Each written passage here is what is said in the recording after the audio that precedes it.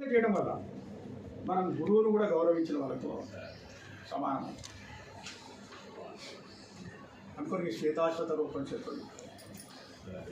యస్య దేవే పరాభక్తం యదే దేవే తదా గురు తస్యైతే కథితా హ్యార్థ ప్రకాశంతే మహాత్మన.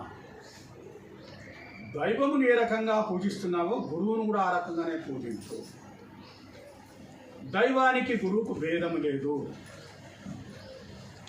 తస్యైతే కథిత హ్యర్థ అంటే గురువుకు బ్రహ్మకు భేదం లేదు.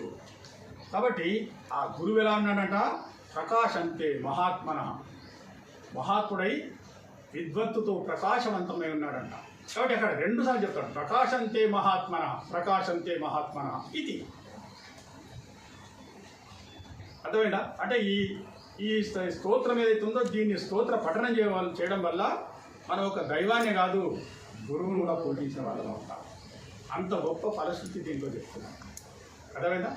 రైట్.